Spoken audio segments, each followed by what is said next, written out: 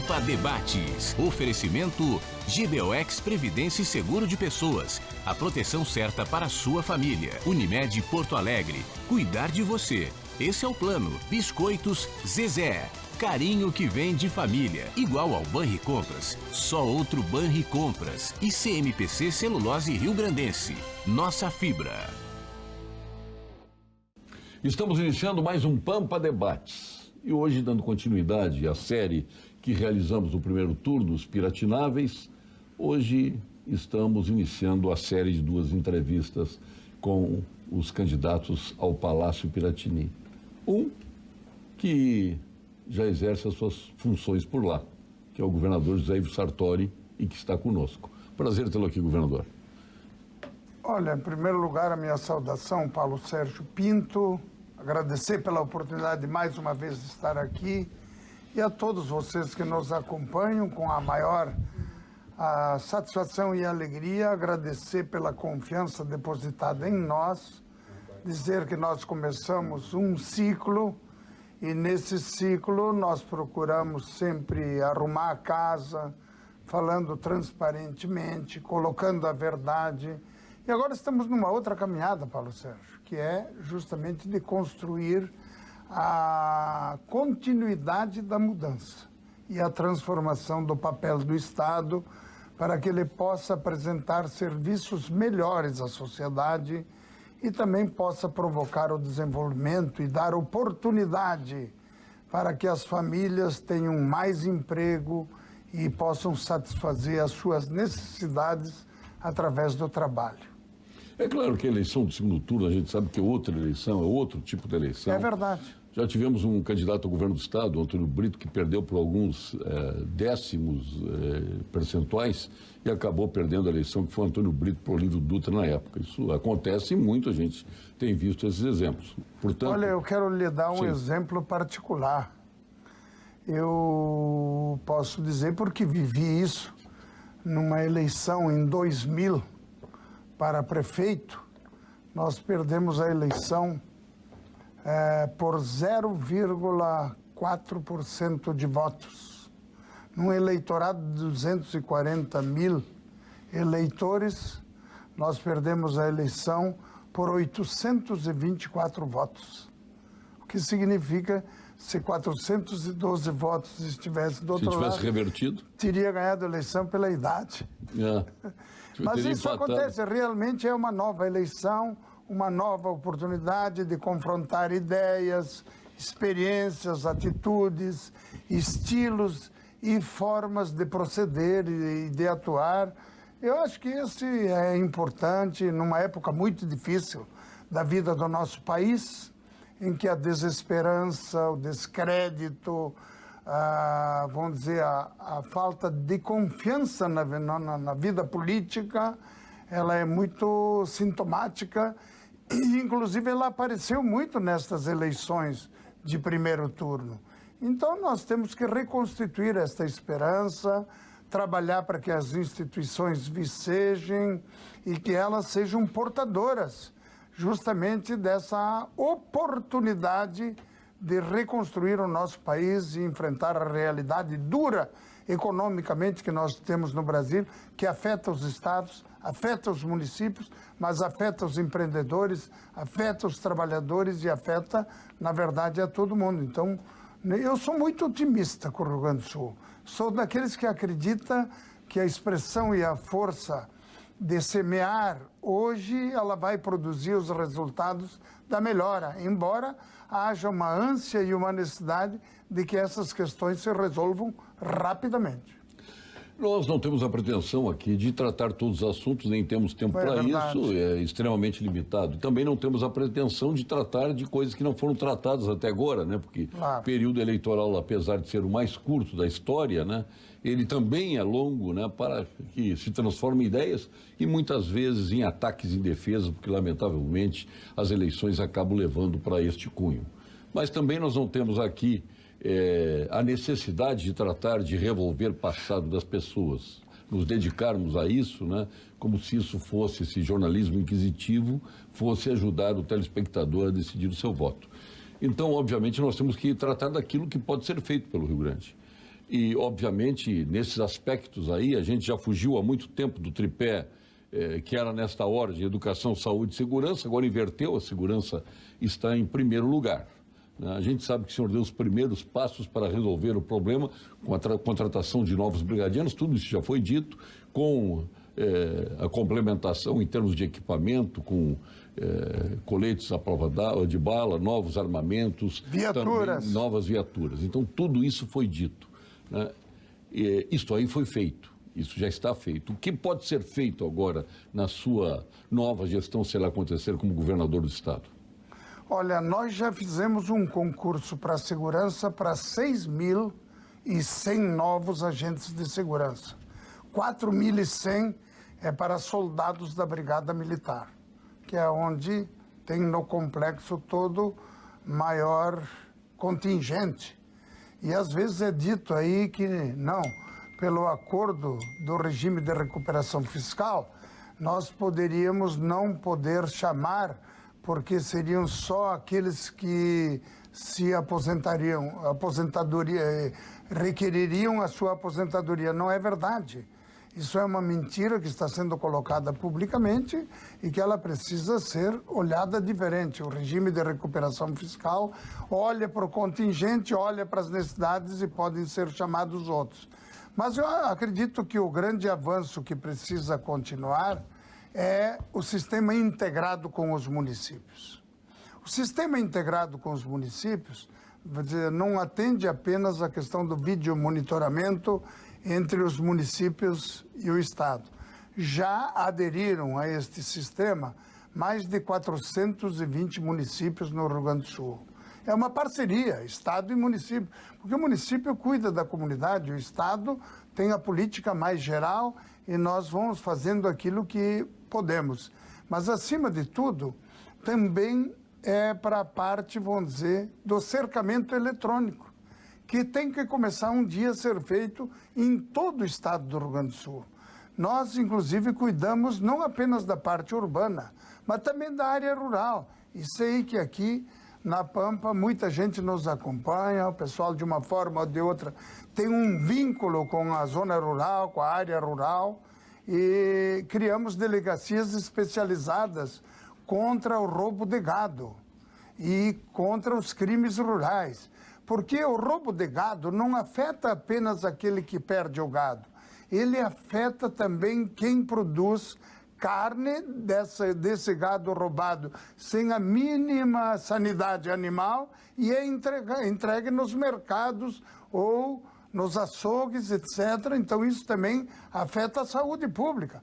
Então, essas 3 delegacias já instaladas no Rio Grande do Sul, e nós teremos mais 2, para não estamos apenas preocupados com a vida urbana na questão de segurança, mas também com a área rural. E diria mais, que a outra questão que nós chamamos é do avanço que precisa ter ainda maior, daquilo que nós já temos, da questão da tecnologia na área.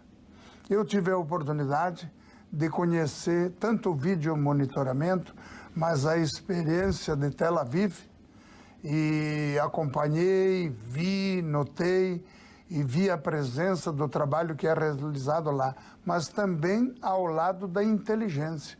E a inteligência ela tem que alcançar, evidentemente, melhores condições ainda para que todos os agentes de segurança eles possam cumprir seu grande papel.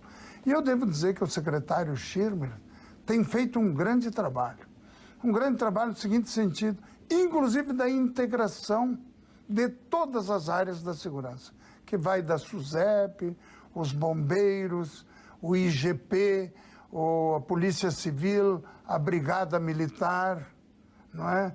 Todos eles aí têm um papel preponderante numa integração muito positiva. Mas nós não ficamos só nisso. Eu acredito que o avanço mais significativo que nós poderemos alcançar é ter esta visão social da forma de encaminhamento da prevenção na área da segurança.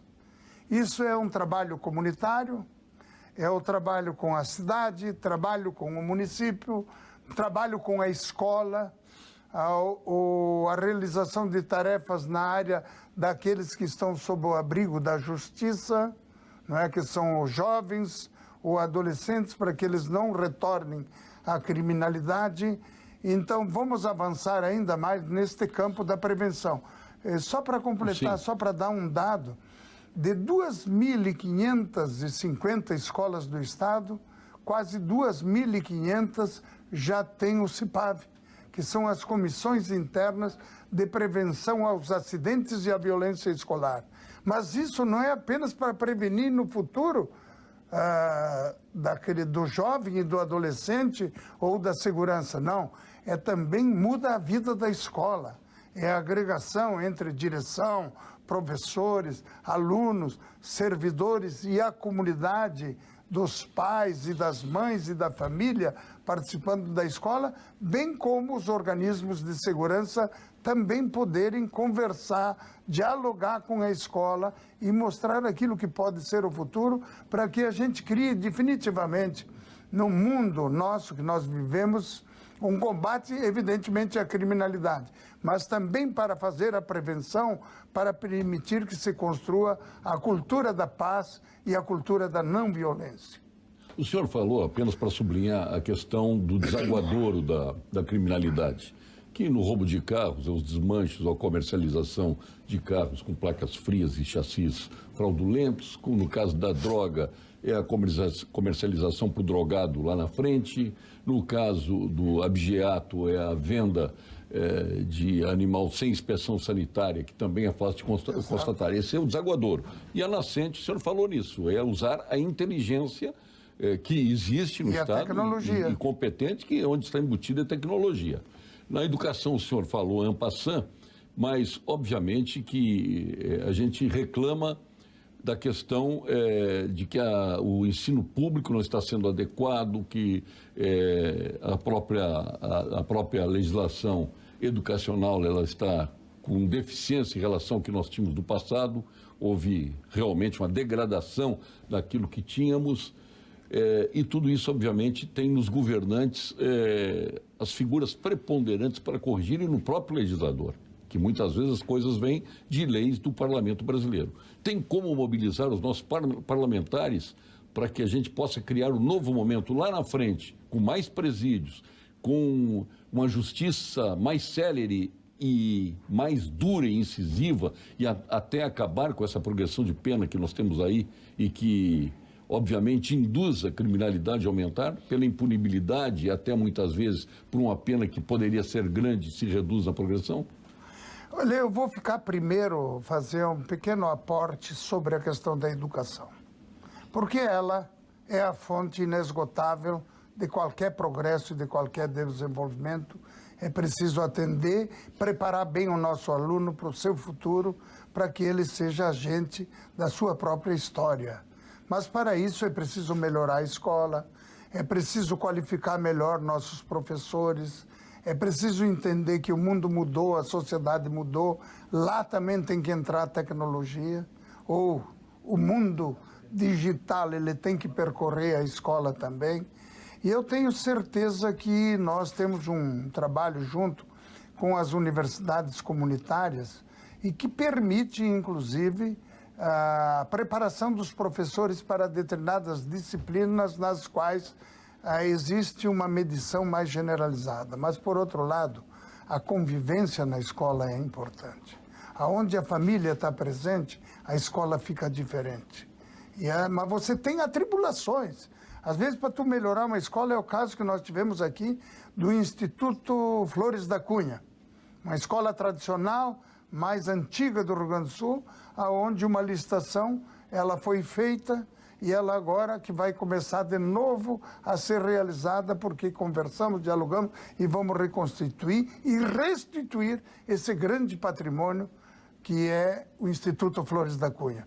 Por outro, eu diria que o esforço de todos é no sentido de ter maior qualidade. Nós fizemos um trabalho junto com os SES, seja Senai, Sebrae, Senar, SESI, SESC, etc., para, pelo menos no ensino médio, que é onde tem maiores dificuldades, que a gente, além de qualificar os professores, a gente tenha também a preparação para o trabalho, para a profissionalização, ter um mínimo de formação para que aquele aluno, quando termina o ensino médio, ele tenha a oportunidade de buscar a satisfação das necessidades dele e da família dele, ou colaborar com isso. Por outro, quando o senhor fala de presídios, eu devo dizer que a gente avançou bastante, muito. Inclusive, devemos estar entregando, dentro de pouco tempo, a ala do antigo presídio central, ou da cadeia pública de Porto Alegre. O senhor vai entregar na atual gestão ainda? Eu acho que no próximo mês. Pô, foi rápido, no próximo mês, claro, foi aquela lei aprovada na Assembleia que permitia trocar imóveis pertencentes ao Estado. Já que o Estado não tem dinheiro, encontramos uma maneira criativa de justamente propiciar a construção desse presídio. Não é? E ali ele vai, aquilo que foi destruído lá atrás, e depois não foi construído nada no seu lugar. Uma galeria inteira? É uma ala. Uma ala inteira. Uma ala. Então ela vai ser moderna, atualizada, vai abrigar mais de 400 presos, e nós abrimos o de Canoas, em parceria com a Prefeitura de Canoas, que era dirigida antes pelo Jairo Jorge e agora pelo Busato. Tudo isso foi andando e modernamente, bem instaurado, com toda a situação definida. E mais recentemente, o ginásio da Brigada Militar, que teve lá o desastre que caiu, né? E nós renegociamos este imóvel com justamente o presídio que vai ser instalado em Sapucaia. E vou falar que também a desburocratização é importante. A licença ambiental para o presídio de Sapucaia saiu em 7 dias. Ao contrário do que muita gente afirma, que há um retrocesso grande no Rio Grande do Sul. Acho que o esforço de modernizar o Estado, de desburocratizá-lo para permitir que ande rapidamente, isso nós estamos fazendo.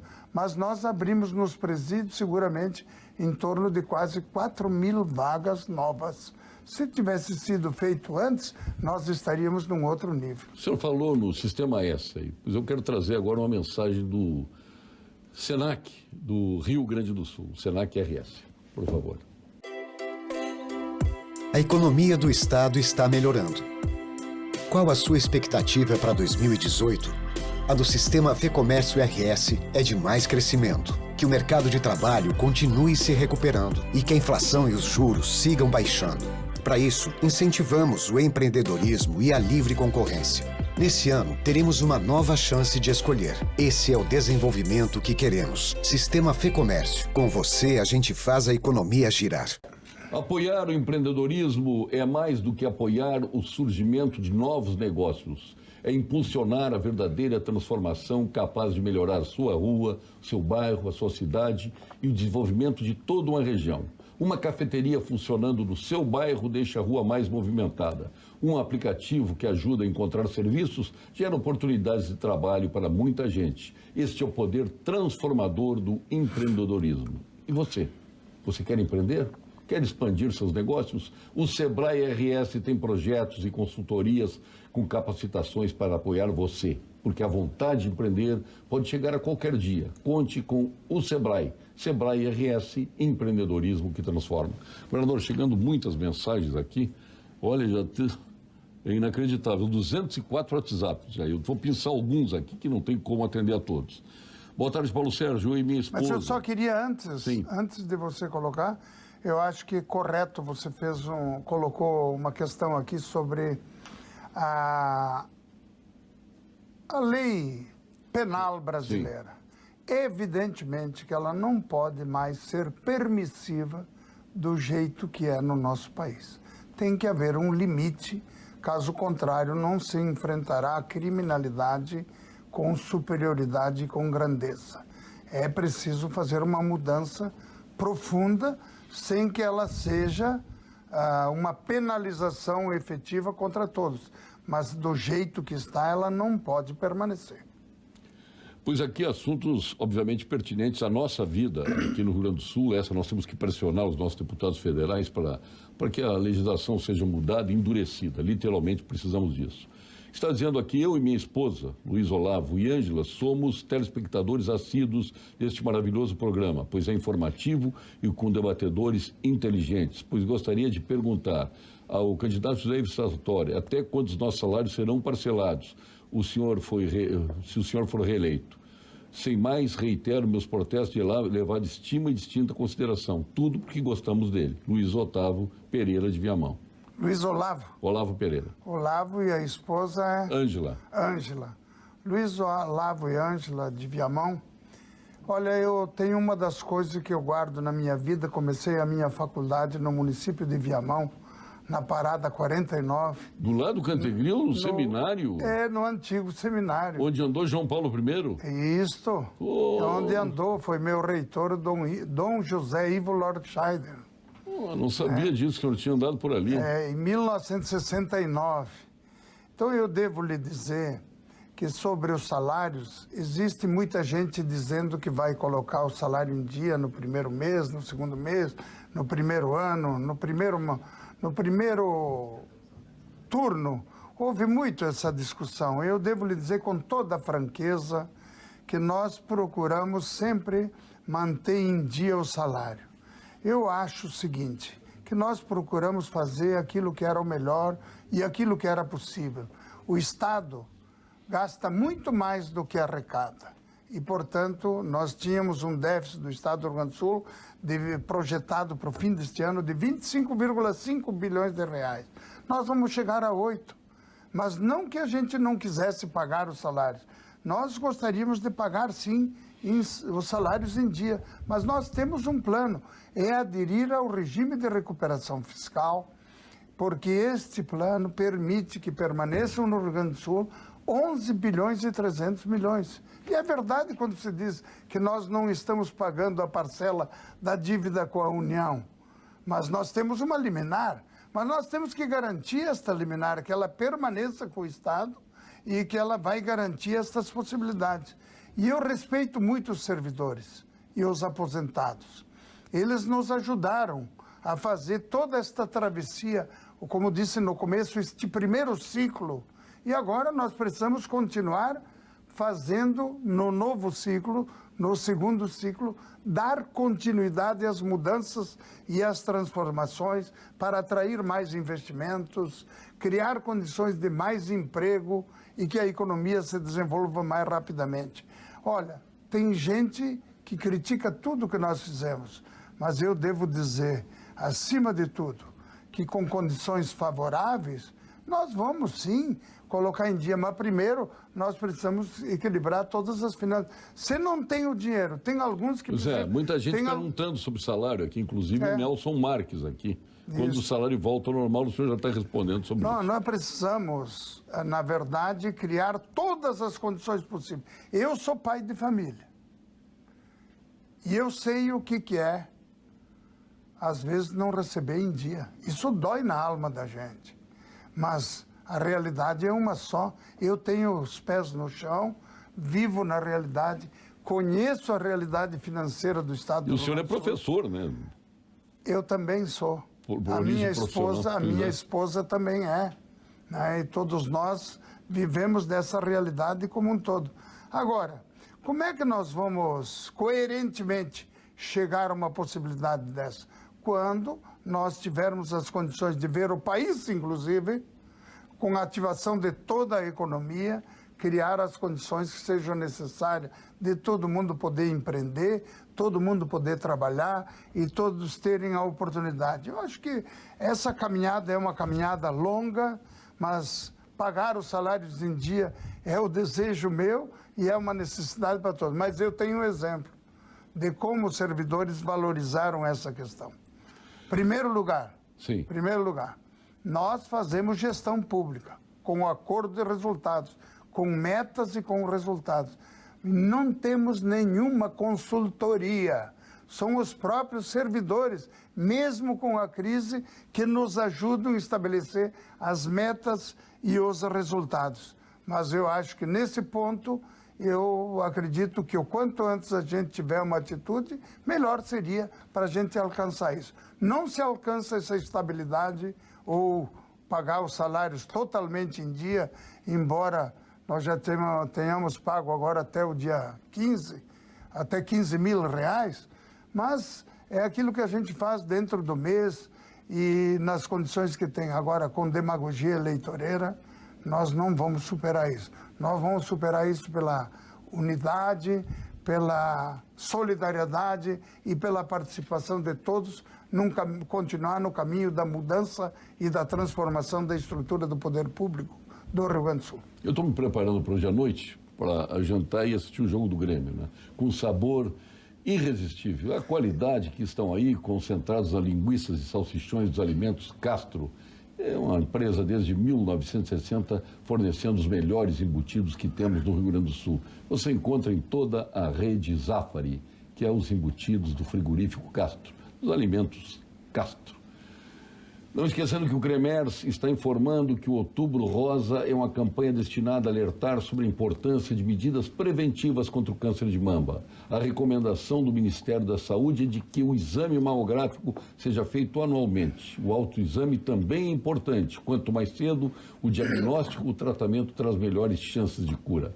Procure um médico. Cremers, estado de alerta pela saúde. Mas falamos em salsichões, falamos em linguiças, falamos no jogo do Grêmio daqui a pouco. A Vinhos do Mundo é como vocês, apaixonados por vinho. Aprecia os melhores Malbecs argentinos, o singular Carmener chileno, os tradicionais vinhos de Portugal, os inconfundíveis champanhes da França e a melhor expressão da nossa serra, da Serra Gaúcha.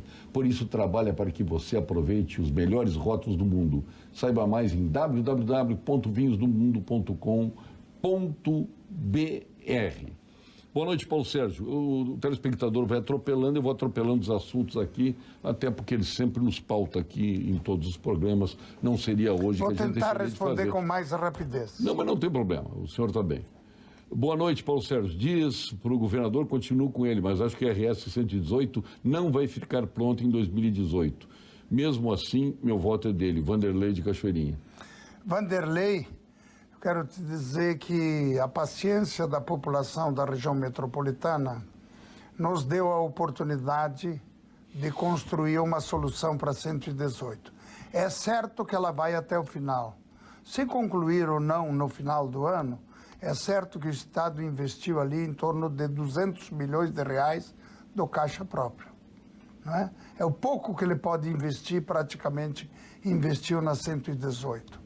E ali nós tivemos a colaboração de todos os municípios, os prefeitos foram importantes, a Procuradoria-Geral do Estado, o DAIR, a EGR, mais a Brigada Militar, a Polícia Civil, todos ajudaram, porque nós tivemos que, inclusive, retirar dali em torno de quase 700 famílias e colocá-las nos outros lugares. Mas os municípios foram muito colaborativos. Mas eu quero dizer para o... esqueci o nome agora. Vou voltar lá para colocar ele aqui. Tem tantos... Eu tô... Aqui tem o do Valdemar Xavier. Que... O Valdemar. É o Valdemar. Vanderlei. O Vanderlei. Não. Aqui mas também já não... Valdemar, se eu disse Vanderlei. E nós nos adiantamos também. Não, o Valdemar Xavier está reclamando do salário. Que ele ganha acima de 15 mil, mas também paga condomínio, paga tudo mais. Bom. O anterior... Depois eu falo... É o Vanderlei de Cachoeirinha. Depois eu falo sobre o Vanderlei. Mas nós já nos adiantamos também, e a EGR está construindo também o viaduto que liga a 118 com a 040, não é? Então, paralelamente, eu conheço essa via, porque era o lugar que eu passava, né? Era uma estrada de concreto, né?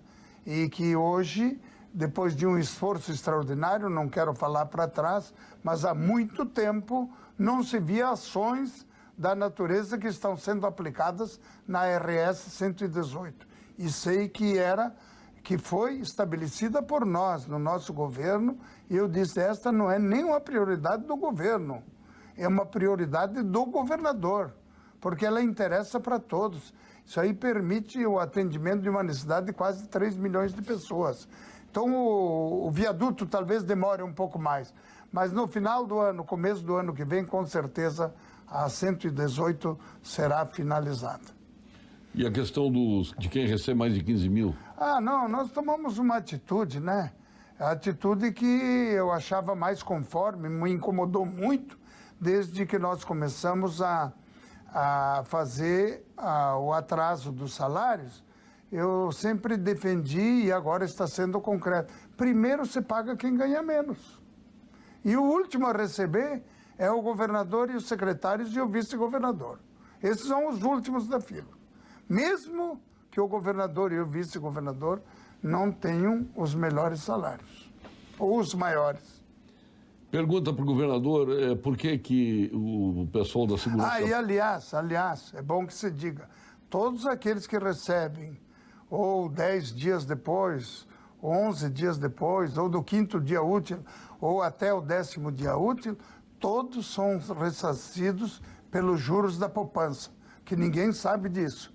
Todos os servidores que recebem no escalonamento dos salários recebem os juros da poupança sobre os dias atrasados que recebem o seu salário. Eu não sabia disso. Ninguém sabia.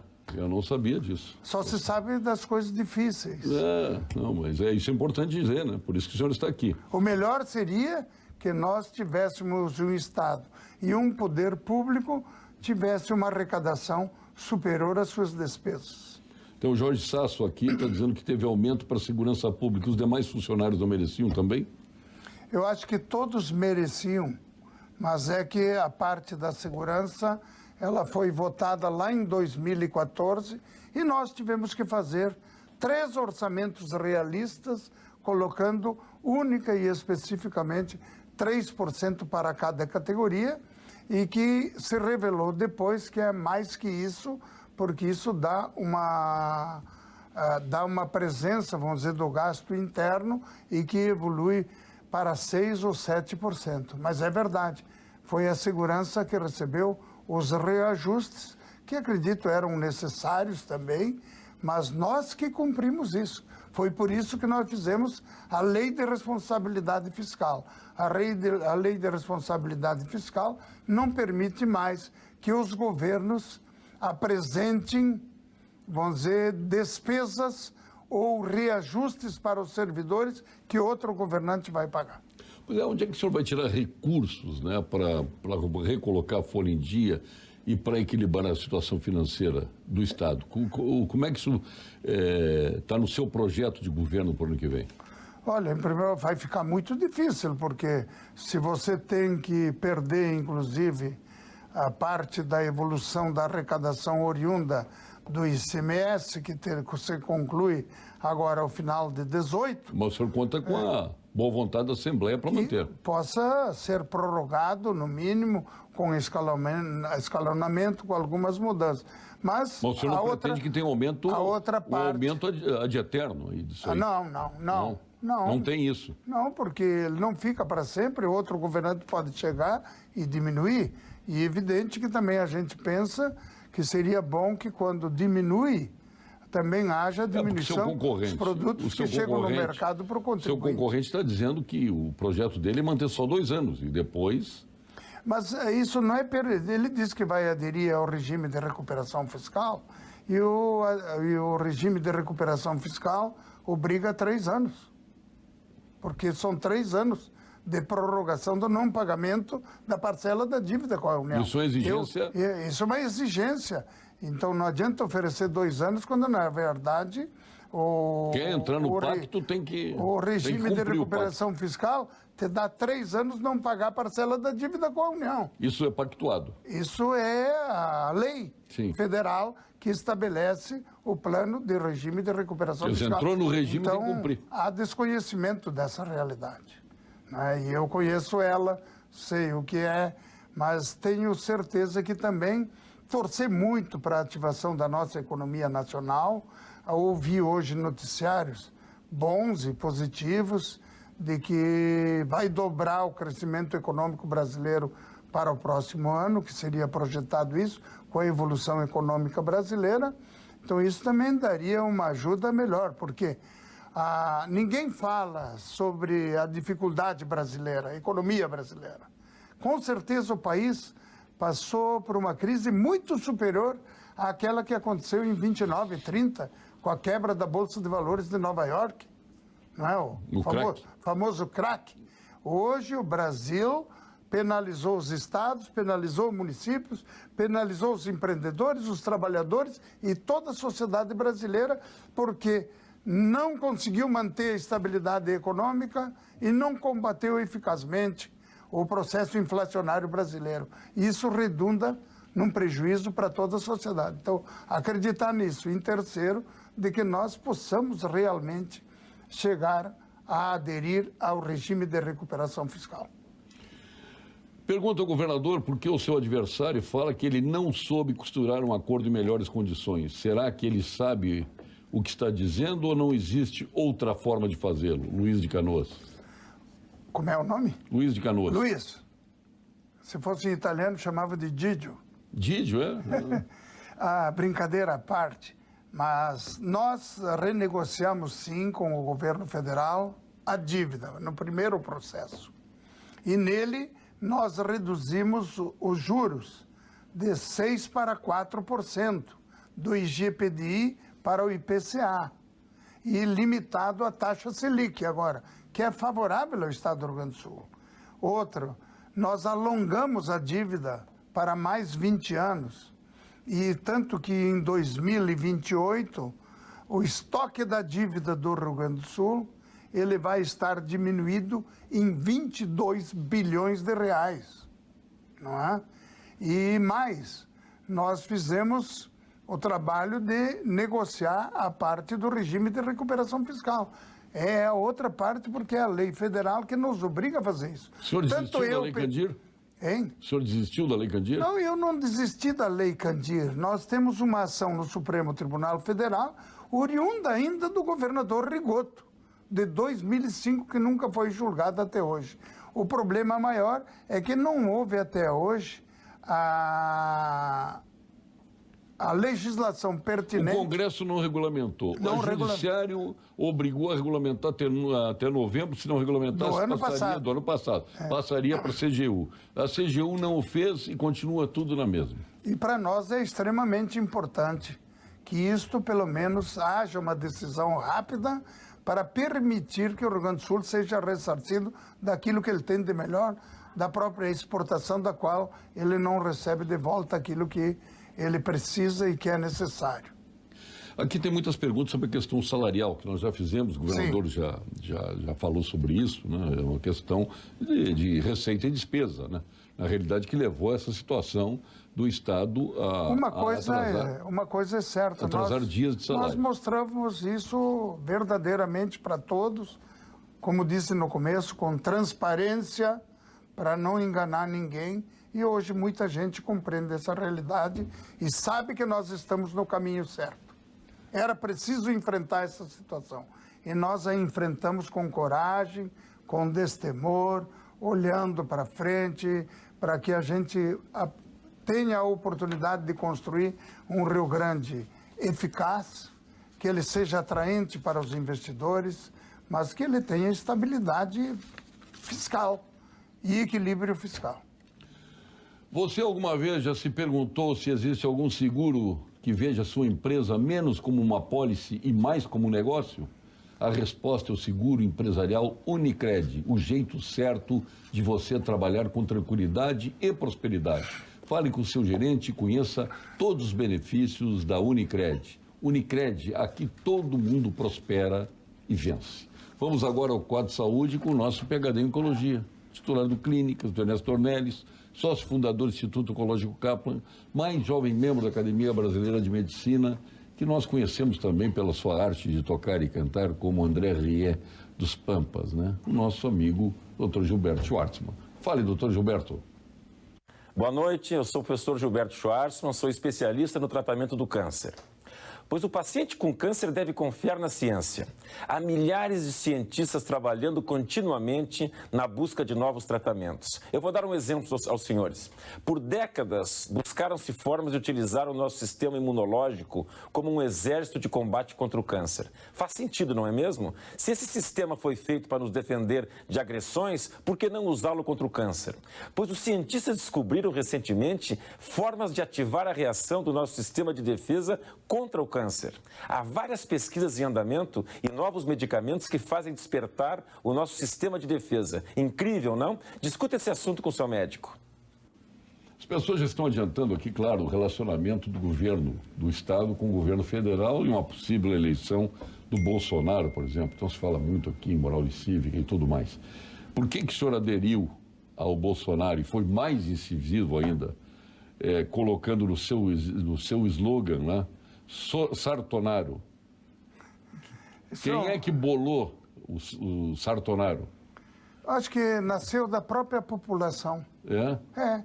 Ela não foi... Brotou das ruas? Brotou das ruas, da imaginação popular e, acredito eu, porque o MDB do Rio Grande do Sul, eu dei a entrevista coletiva e, aliás, quero agradecer à população que, apesar da crise, das dificuldades, dos desafios, nos deu a oportunidade de ir para o segundo turno. Tanto é verdade que muitos ficaram fora do segundo turno, né? Nós ficamos nele porque o senhor, a senhora, em todos os lugares, nos apoiaram e compreenderam a realidade financeira do Estado do Rio Grande do Sul e as atitudes administrativas que nós tomamos. Por outro, eu devo dizer que o MDB eu dei coletiva no domingo de noite e já na segunda-feira de manhã, mesmo pela meio-dia, pela manhã, mas até o meio-dia, o MDB do Rio Grande do Sul definiu o apoio ao Bolsonaro. E, evidentemente, nós fomos a ele. Tanto é verdade que domingo mesmo eu fui ao Parcão, sem receio nenhum, estava lá junto e tivemos agregação. Subiu em trio elétrico? Não, mas eu tive a agregação do PSL para o segundo turno. A agregação do Novo, do Matheus Bandeira, que foi candidato a governador. Do Marcelo Van Hatten, que foi mais votado. O deputado mais votado, Marcelo Van Hatten. Do Nix Lorenzoni, que praticamente... Do DEM, que coordenou todo o processo. E agora também o Jairo Jorge, que foi candidato a governador, junto com mais de 20 prefeitos do PDT, e que nos acompanham e estão junto conosco numa atitude, eu acho, propositiva e forte, e, então não temos receio. Mas, também respeitamos a divergência. Tem gente que já saiu no soco em sua defesa, né? Não sabia. Acho que não vale a pena brigar por isso. Nós temos que ter uma atitude proativa, não é Grenal. Até não concordo muito com as brigas. Eu tenho uma coisa para te dizer. Eu sei, a gente acompanha a sua trajetória. E se eu pudesse transmitir para todas as pessoas, você falou antes do jogo de hoje do Grêmio, e eu devo dizer que eu estarei... Olha aqui, ó. Tem o Caxias aqui mandando, ele não bota a foto dele, ele bota o escudo do Caxias aqui. Sim, o presidente do Caxias, ex-presidente, é meu grande amigo, nós temos uma convivência. Aliás, o Juventude e o Caxias, apesar das diferenças, as suas direções sabem conviver e sabem que é importante para os dois times. Mas eu estava falando sobre o aspecto, vamos dizer, da questão da urbanidade, eu sempre gostei do desarmamento sempre gostei de futebol. Primeiro Grenal que eu fui foi em 1969. O meu pai...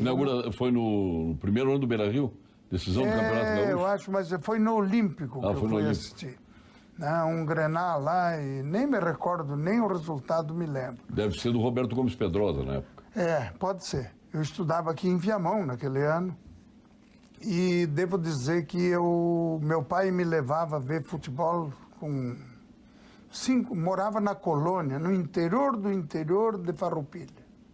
E ele me levava a ver o Grêmio jogar, ou fazia a preparação no Serrano de Bento Gonçalves, que era o estádio do Exército, não é? E eu me lembro lá que me chamou a atenção, eu vi o Juarez jogar, vi o goleiro do Grêmio, era o Sérgio Moacir Torres Nunes. Um era o Tanque, o outro era o Sérgio, que era baixinho, e era um belíssimo goleiro. Vi o Gessi, e um grande amigo meu, quando começou a jogar, entrar no lugar do Gessi, que depois veio a ser meu colega deputado estadual, o João Severiano. Joãozinho. Joãozinho. Meu amigo até hoje, gente figura. Porque ele jogava no Serrano? Não, jogava no Grêmio. Aqui, quando o senhor veio ver o jogo aqui. No Grêmio. Elton e Milton. Cheguei a ver o Calvete jogar. Mengalvio. Lagiense. Mengalvio. Catarinense de Laguna. E Áureo, né? Ayrton. Então, eu aprendi desde cedo, com 7, 8 anos, ia ao jogo de futebol. E eu devo dizer que depois fui aficionado. E eu nunca vaiei ninguém, nem em campo de futebol. Nem juiz? Nem em campo de futebol e nem xinguei juiz. Ainda bem. Olha, sou meio, às vezes, bronqueiro, posso ter uma atitude, mas sou brincalhão também, mas eu não gosto que as pessoas, não gosto de ver as pessoas brigando. Não me anima isso. Boa noite, Paulo Sérgio. Pergunte ao governador sobre ensino de moral e cívico. Olha o efeito Bolsonaro, e que acho fundamental ao respeito do Brasil e o civismo que não existe mais. Ivo Goulart está perguntando. Ivo? Goulart. Tocaio. Ivo. Tocaio. Já Ivo Goulart. Eu devo te dizer, Ivo, que o meu primeiro trabalho, por incrível que pareça, foi dando aula de educação moral e cívica, quando iniciou em 1900. O SPB nunca deu? Também. Também deu. 1970. E eu alternava. Aliás, num colégio de irmãs do São José, eu comecei a meu primeiro trabalho foi dando aula com 22 anos de educação religiosa, educação moral e civismo. Olha bem que a coisa, eu acho que isso é extremamente importante, embora eu queira dizer aqui, é importante as cores nacionais, os símbolos, a bandeira, tudo isso. Mas a melhor coisa que tem na vida para exercer o nosso patriotismo é a gente gostar do lugar que a gente mora. E se a gente acredita no Rio Grande do Sul, é uma forma patriótica da gente melhorar a nossa vida no nosso Rio Grande e lutar para que o Rio Grande fique de pé, que também é um ato patriótico. Olha, a Margarete de Viamão também falando sobre salário, já falamos sobejamente sobre isso. Agora vamos ao homem do escudo aqui, que é o João Sirtoli, de Caxias do Sul, que diz o seguinte: boa noite, aqui é o João Sirtoli de Caxias do Sul. É Sirtoli, né? Sim. Estamos Conheço com o seu bem. projeto e a sua sinceridade, que deve ser copiada por todos. Nós não admitimos mentira, que não leva a lugar algum. Dali Sartori, está dizendo aqui o seu conterrâneo aqui. O João é um grande profissional, foi Polícia Rodoviária Federal, uma grande figura que trabalha muito pelas comunidades e que participa muito na organização da Festa dos Motoristas e tem uma família espetacular que zela por todo mundo, mas o admirável nele é o voluntariado e a capacidade do trabalho que tem voltado para as pessoas. Boa tarde, Paulo Sérgio, parabéns ao governador. A sangria tem que parar. Chega de ganhar 10 e gastar 15. Temos que destrinchar, desaparelhar o Estado. Não aguentamos mais pagar tantos impostos para ir quase tudo para as folhas de pagamento, outras despesas. O Fernando de Juiz está lhe mandando dizer isso. Fernando, nós fizemos a nossa parte de não tornar o Estado tão pesado como ele deve ser. O Estado, o poder público, deve caber no bolso da sociedade. Quando ele foge disso, evidentemente se criam todos os problemas. Devo lhe dizer que nós tomamos atitude. Nós extinguimos 9 fundações, olhe bem, 9 fundações, uma autarquia e uma companhia. E estas atitudes às vezes foram compreendidas e outras não. Infelizmente a gente tem gente que na hora de privatizar diz que é a favor, depois não concorda com a mudança ou ouvir a população para que ela decida qual é o destino que o Estado deve ter e qual é o papel que ele deve cumprir. Por outro, nós tomamos atitudes e colocamos aquilo que deve ser o caminho para todos nós. Eu posso dizer que há uma mudança em curso no país e que ela seja benéfica para a preservação das instituições. Sempre disse e vou continuar dizendo, como disse no domingo no Parcão, a luta nossa tem que ser permanente contra a corrupção. A luta nossa tem que ser para o apoio e a permanência da Lava Jato e o seu aprofundamento, o combate permanente à criminalidade, mas também termos um país em que o processo federativo seja de verdade, para que os estados tenham mais autonomia, onde os municípios também tenham mais autonomia e haja uma divisão dos recursos de uma forma equânime e mais justa entre todos. Mas, acima de tudo, a verdade é que tem que imperar e preservar as instituições democráticas, a liberdade e a democracia. 435 WhatsApps aqui, governador. Sartori é íntegro, honesto e responsável. O Rio Grande precisa aprofundar as mudanças de seu governo. André Carus, vereador do MDB de Porto Alegre. Muito bem, André. Um abraço. E um abraço à mãe Ângela. Paulo Sérgio pergunta para o gringo qual o investimento que ele trouxe para o Rio Grande do Sul nos seus 3 anos e meio de governo. A Lúcia Campos. Lúcia, eu devo te dizer que, apesar de todas as dificuldades, acho que o maior empreendimento com o apoio da Assembleia Legislativa foi a duplicação da produção da GM em Gravataí, que permitiu a manutenção dos empregos, além de mantê-los, melhorar ainda a absorção de outros empregados. Mas os investimentos da Steel, os investimentos da SAP, a própria concessão federal, que para nós é um benefício do aeroporto Salgado Filho com a Fraport. Mas eu posso te dizer, Lúcia, que com todas as dificuldades, com todas as situações, nós tivemos o ingresso em investimentos que estão sendo realizados no Rio Grande do Sul, com aqueles que estavam aqui, com outros que vieram de fora, em torno de 9,2 bilhões de reais. E uma carteira que hoje, de todas as bandeiras do mundo, que supera os 40 bilhões de reais, que são quase 300 projetos de investimentos a favor do Rio Grande do Sul, para movimentar a nossa economia e dar a oportunidade de andar. Mas, acima de tudo, eu tenho que fazer aqui um registro. A nossa lavoura, o nosso agro, como diria o Antônio Sartori, não é? É aquele que justamente sugere e mantém o nosso produto interno bruto elevado. Se não fosse a agricultura, com certeza nós teríamos dificuldade. Mas temos que exercitar aqui a preservação do nosso capital humano do Rio Grande do Sul, que saiu daqui, foi para o Brasil inteiro levar a produção agrícola além fronteiras. Hoje, onde tem produção agrícola no Brasil, lá tem uma família de gaúchos. Então, não apenas fizemos para nós mesmos, mas também ajudamos o crescimento e a manutenção do PIB do nosso Brasil. Então, acredito sim que esses investimentos são necessários e com credibilidade, com o Estado colocado dentro do seu papel, com certeza os investimentos se tornarão muito maiores do que são hoje. Mas não faltou, na parte nossa, desburocratizar o Estado, torná-lo ele eficiente no licenciamento ambiental, rapidez, com agilidade. Mas o PPCI também mudando o seu comportamento e melhorando cada vez mais, sendo ágil. E os bombeiros têm feito um papel importante nessa área, com a ajuda, inclusive, da área da construção, que tem apoiado e ajudado nesta área.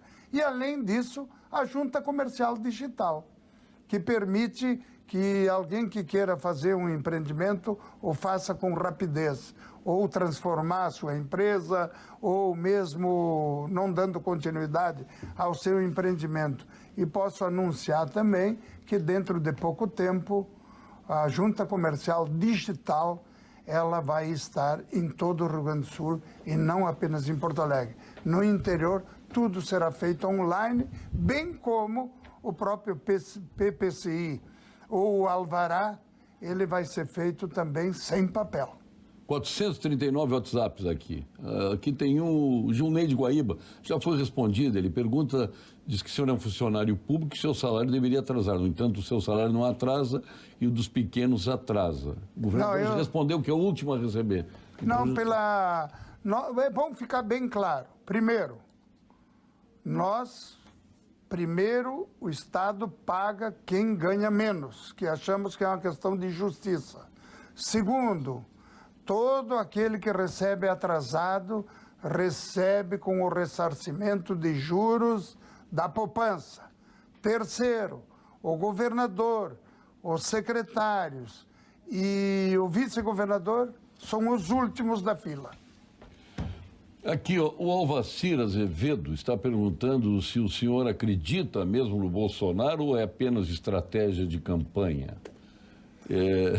Olha, é só olhar as urnas do primeiro turno, a manifestação da sociedade brasileira foi muito clara. E nós, evidentemente, olhamos para isto porque alguém que de repente não tinha nada de televisão, não tinha recurso algum, não tinha atitude nenhuma, é só olhar para o resultado que está aí, que não tinha outro caminho que não esse. E o meu partido, o MDB, decidiu imediatamente qual era a atitude que ia tomar. E eu acompanho. Governador, nós vamos agora ao ponto final, mas antes do ponto final nós vamos à mensagem do nosso Sesc RS. E depois mergulhamos no ponto final com Gimo, qualidade comprovada.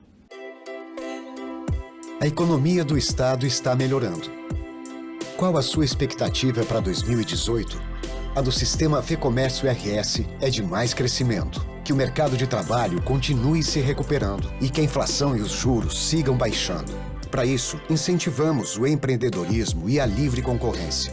Nesse ano, teremos uma nova chance de escolher. Esse é o desenvolvimento que queremos. Sistema Fecomércio. Com você, a gente faz a economia girar. Ponto final. Oferecimento produtos Gimo. Qualidade comprovada. Governador, estamos caminhando aí, senhor candidato à reeleição, para o final do programa. E, obviamente, eu quero lhe franquear aí, claro que assuntos não faltam, problemas para serem avaliados também não, mas deixamos mais para o telespectador se manifestar da mesma forma como faremos amanhã com o seu oponente, né?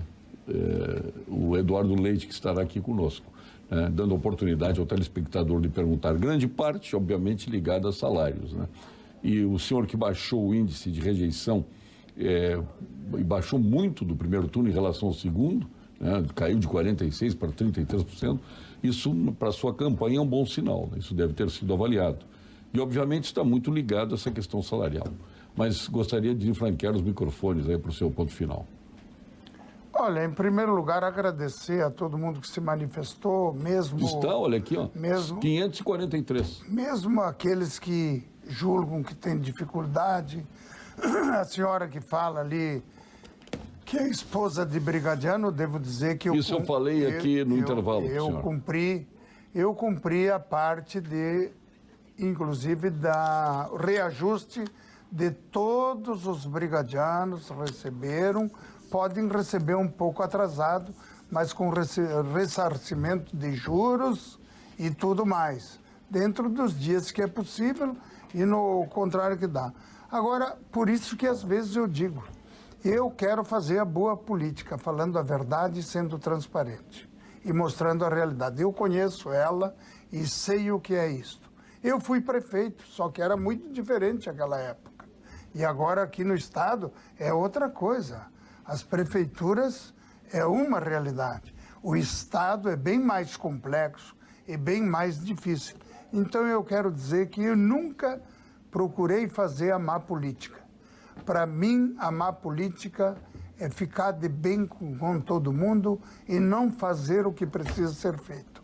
E eu procurei ter atitude e fiz aquilo que eu disse em 2014, que ia fazer aquilo que precisava ser feito. E nós vamos continuar assim. E para mim, a boa política é falar a verdade, olho no olho, tomar atitude, ter coerência, conhecer os números e não fazer demagogia e nem ser populista.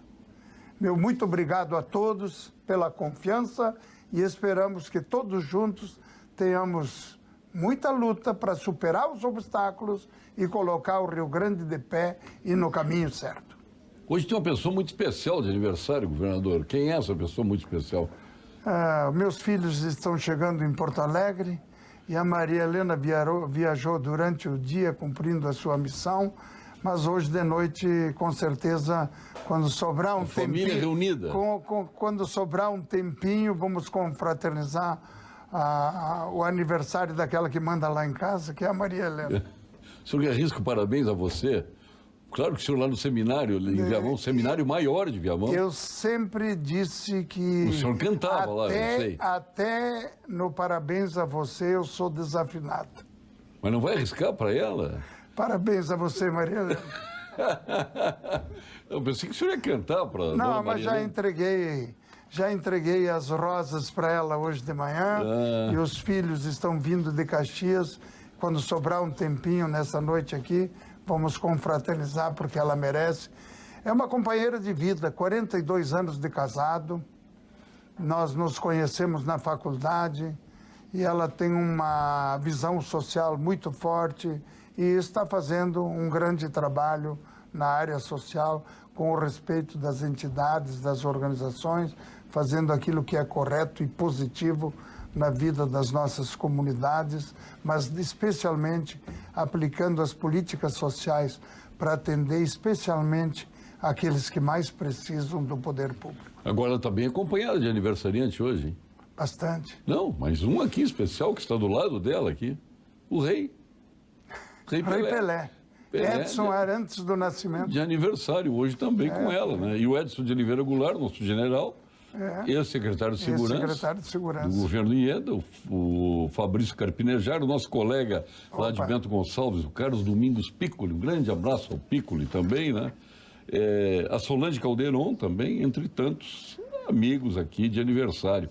Pena que não dá para homenagear todos. 547 WhatsApps até o momento, governador. Eu lamento não conseguir atender a todos, né? Precisaríamos muito tempo aqui para o senhor responder todas as perguntas, mas todas que foram possíveis nós conseguimos colocar aí por amostragem no ar.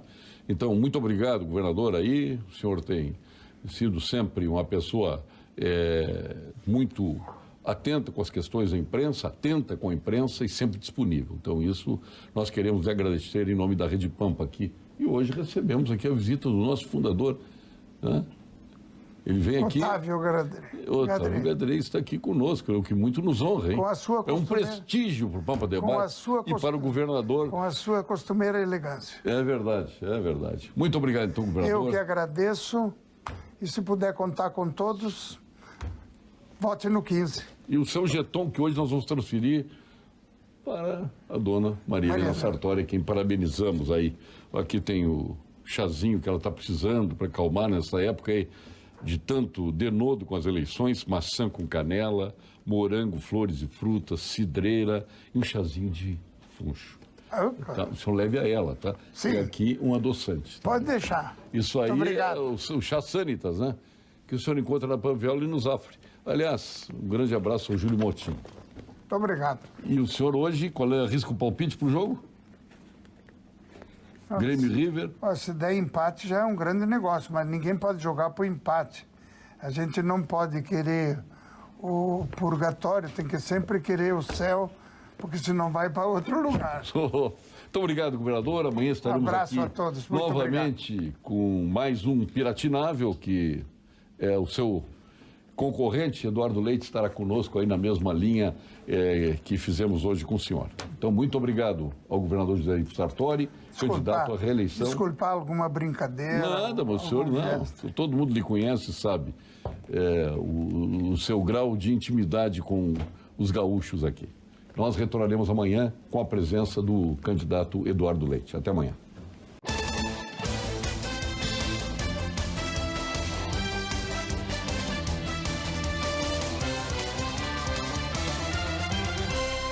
Pampa Debates. Oferecimento GBOX Previdência e Seguro de Pessoas. A proteção certa para a sua família. Unimed Porto Alegre. Cuidar de você.